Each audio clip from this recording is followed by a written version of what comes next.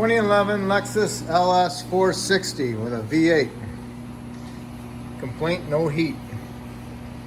Well, the thermostat's not working very good, so I'm going to replace the thermostat. So what you need to do is remove your engine cover.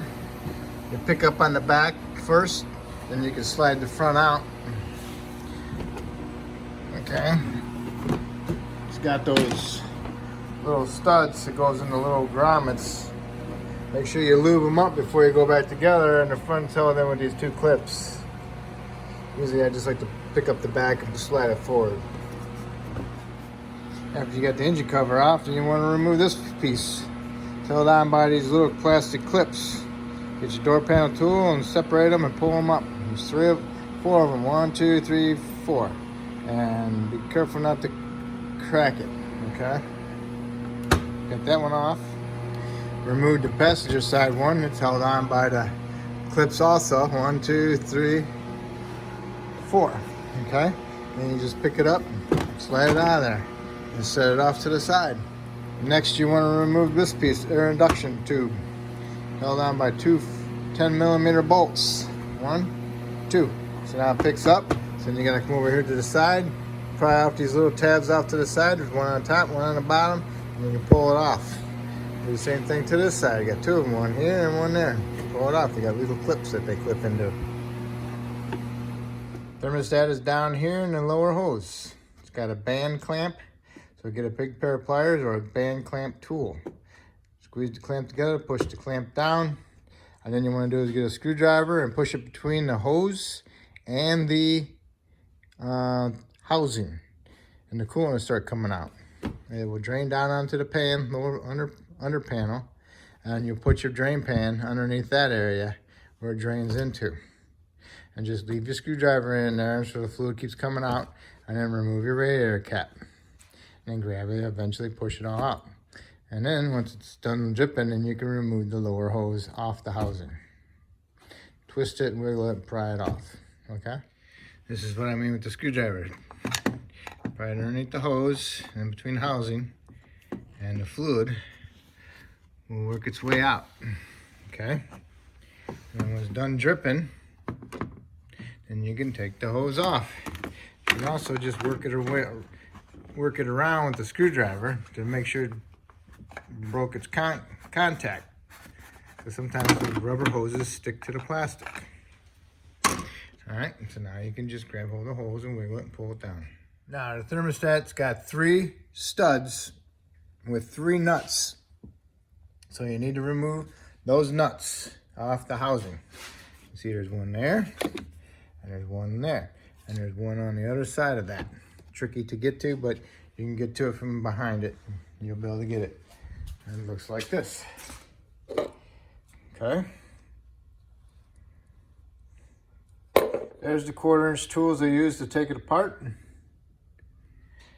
Okay. And it comes out into your hand like this. Remember, thumb on there. And that little tit. Okay. So it goes up in there like that. It only goes on one way, but it's easier just to remember which way it comes off. Make sure the old O-ring's not stuck up in there. Make sure you took it off. Make sure it's not there. Put some Seal Glide on your new seal. Remember the little tit on your thumb, and put it up in there. And then put your nuts on, and then snug them up equally, and then slowly tighten them equally until you fully tighten them. Remember, they're just plastic housing with some studs with some little spacers in there. All you're doing is just smashing that little O-ring gasket. Okay, put the housing up in there, hold it with one finger, and then get your other hand down there and trade hands, and then starting all the nuts and run them up with your fingers. And you might want to do is push that lower radiator hose off to the side in case you do drop a nut, that you do not drop it inside the lower radiator hose. Okay?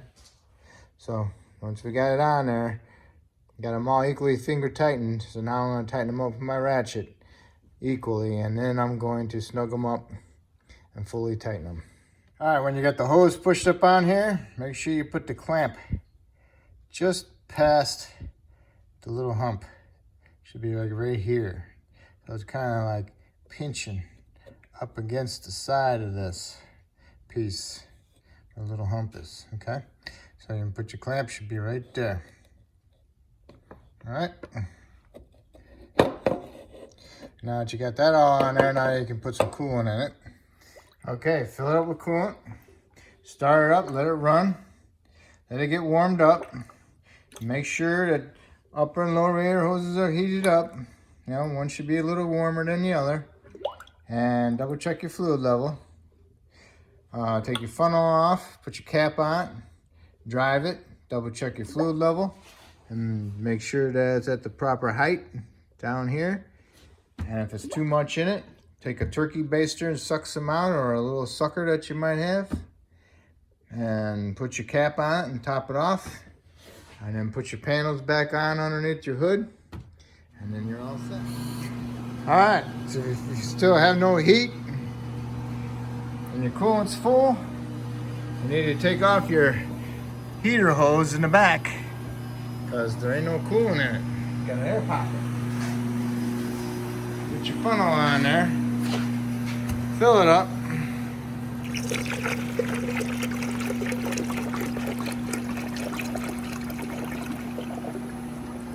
And then when it comes out of the heater pipe, then you can put the hose back on. Going in there. Still going, man.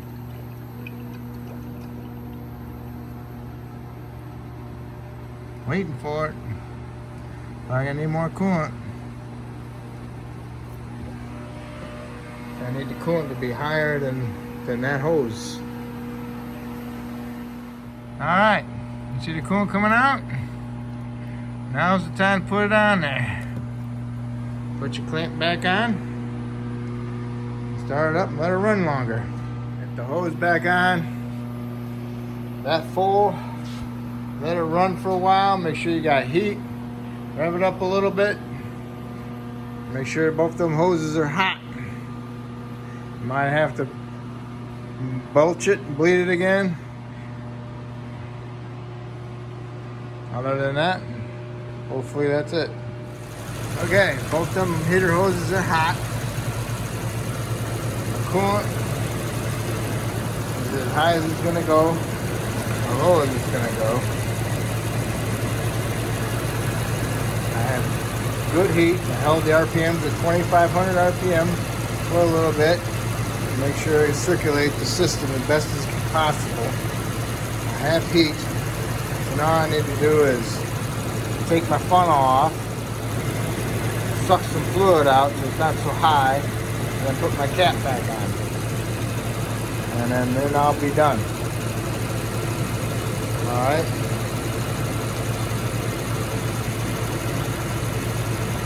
If I helped you with the video, great. If you can help me by subscribing to me, that'd be awesome. If you already did, I appreciate it. Thank you.